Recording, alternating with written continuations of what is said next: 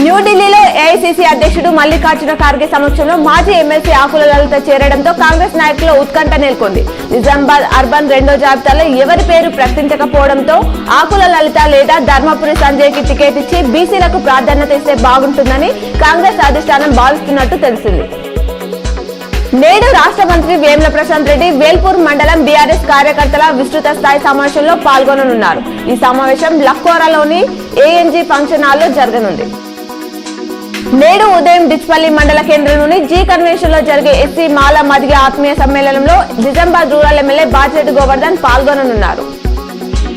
రాష్ట్ర ప్రభుత్వం అన్ని కులాల సంక్షేమానికి కృషి చేస్తుందని నిజామాబాద్ అర్బన్ ఎమ్మెల్యే గణేష్ బిగాల పేర్కొన్నారు. నగరంలోని స్టావర్ గార్డెన్ లో రెడ్డి ఆత్మీయ సమ్మేళన కార్యక్రమానికి ముఖ్య అతిథిగా హాజరై మాట్లాడారు. నేడు Armoor MLA PEC chairman and Nizamabad జిల్లా బీఆర్ఎస్ పార్టీ అధ్యక్షులు జీవన్ రెడ్డి ఎన్నికల ప్రచారంలో భాగంగా ప్రజా ఆశీర్వాద యాత్రలో పాల్గొననున్నారు. ఉదయం మాక్లూర్ మండలం వేణు కిసాన్ గ్రామంలో ఎన్నికల ప్రచారంలో పాల్గొననున్నారు.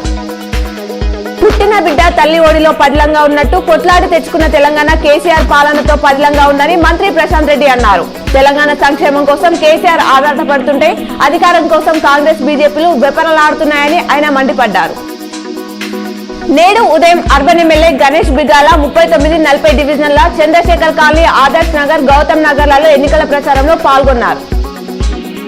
కాంగ్రెస్ అధిష్టానం ఈసారి ఎన్నికల్లో పోటీ చేసే అభ్యర్థులను ప్రకటించింది. రెండో జాబితాలో రాష్ట్ర వ్యాప్తంగా 45 మంది పేర్లతో రెండో జాబితాను శుక్రవారం విడుదల చేసింది. ఇందులో ఉమ్మడి నిజామాబాద్ జిల్లాకు సంబంధించి 2 నియోజకవర్గాల పేర్లను వెల్లడించింది. నిజామాబాద్ రూరల్ నుంచి రేకులపల్లి భూపత్ రెడ్డి, ఎల్లారెడ్డి నుంచి కాలకుంట్ల మదన్ మోహన్ పేర్లను ప్రకటించింది. ఎల్లారెడ్డి నియోజకవర్గంలో కాంగ్రెస్ పార్టీకి షాక్ తగిలింది. ఆ పార్టీ నాయకుడు ఎల్లారెడ్డి మాజీ ఎమ్మెల్యే జనార్దన్ గౌడ్ కాంగ్రెస్ పార్టీకి గుడ్ బై చెప్పి ఐటీ శాఖ మంత్రి కేటీఆర్ సమక్షంలో బీఆర్ఎస్ లో చేరారు. రాబోయే ఎన్నికల్లో ఎల్లారెడ్డి ఎమ్మెల్యే జాజాల సురేందర్ విజయం కోసం పనిచేయడం జరుగుతుందన్నారు.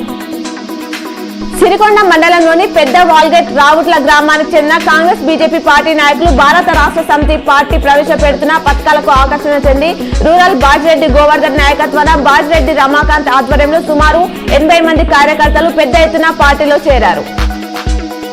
భీమ్గల్ మండలం సికింద్రాపూర్ గ్రామంలో అక్రమంగా మద్యం అమ్ముతున్న ఇంటిపై ఎక్సైజ్ ఎన్ఫోర్స్మెంట్ సిఐ స్వప్న బృందం దాడి చేసింది. సుమారు 60,000 విలువ గల మద్యం పట్టుకుంది.